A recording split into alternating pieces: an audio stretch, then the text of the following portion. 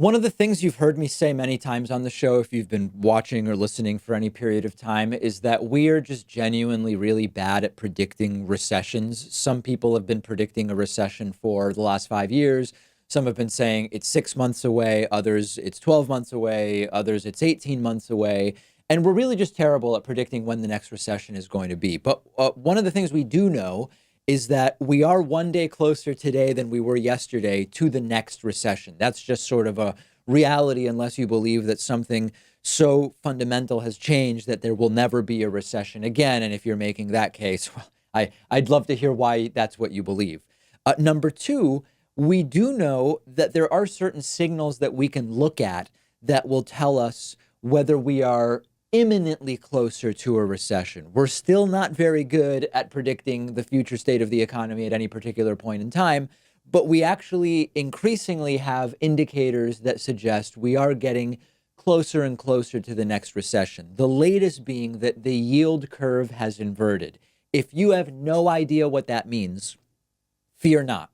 I am going to explain it to you, hopefully in terms that will make it clear to everybody, even if this is not in your educational or personal interest background. So don't worry about that. But before we get to that, some of the other signals we've seen recently that are of concern. There's one that doesn't get a lot of attention, but it is important, which is that the number of people, the percentage of people who are 90 days or more behind on car payments has been going up, up, up. And this is really important because it seems sort of innocuous and esoteric in some way.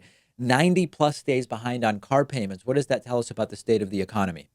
Car payments and car loans tell us a lot about the degree of financial stress on people. Because to fall 30 days behind on a car payment because you had an unexpected expense, okay.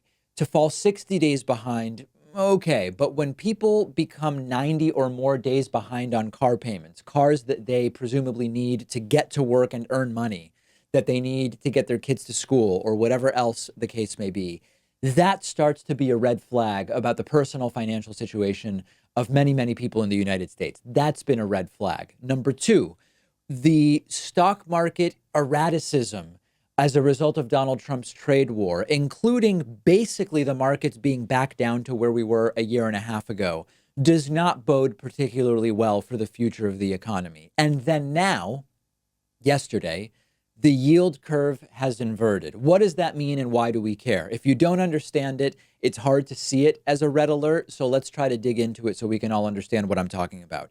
In general, in the world of money, in order to potentially earn a higher and higher return, you either need to accept more risk, the risk of losing money, or tie up your money for longer periods of time. So if you look at CDs, a certificate of deposit you can get with a bank or financial institution, if you're willing to lock your money up for a year, you say, take my money, I can't touch it for a year, you might be offered a 2% return on your CD. These are hypothetical numbers, by the way.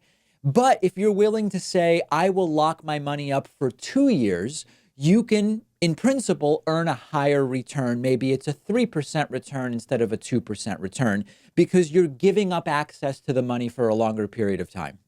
This is the way things typically work, because if you were able to earn 2% on a 1 year or a 2 year CD, most people would pick the 1 year CD because it's a shorter lockup period.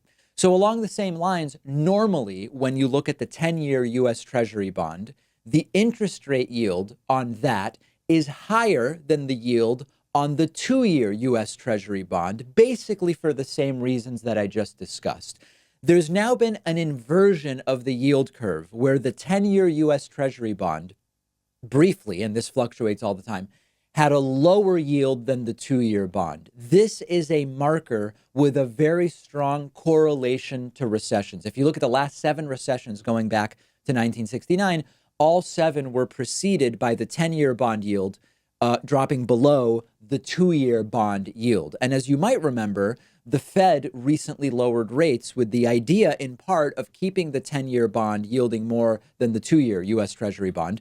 But the continued chaos with the Chinese trade war that Donald Trump is waging and other things have been an opposing force. And indeed, the 10-year yield has dropped below the 2-year yield. So why does this matter so much?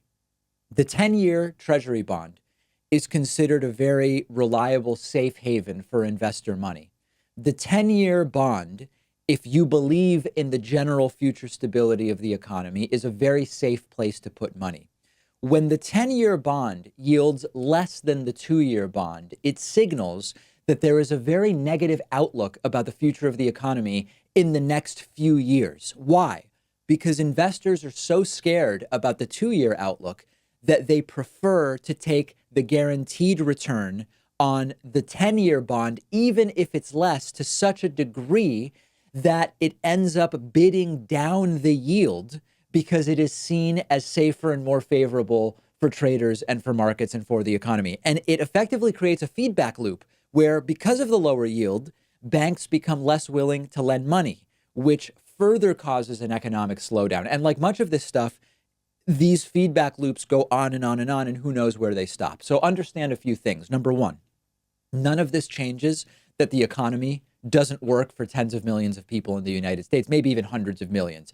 That's understood. I'm still a social democrat. I'm not jumping into finance bro mode or anything like that. That's one thing to understand. Number two, we are always heading to the next recession. The question is when. And number three, increasingly the indicators say that it's going to be soon.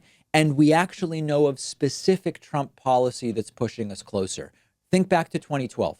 Before the 2012 election, Obama versus Romney, they both made claims about the economy. The reality was that indicators were pretty good at the time, and the economy was likely to remain pretty good, no matter who was elected president in 2012. I said it at the time, it remained true.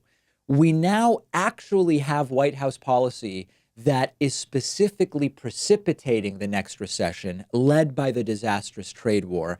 And we are starting to see more and more indicators of that. I want to hear from you. Let me know what you think, and we will certainly do a follow-up and continue to keep an eye on that yield curve.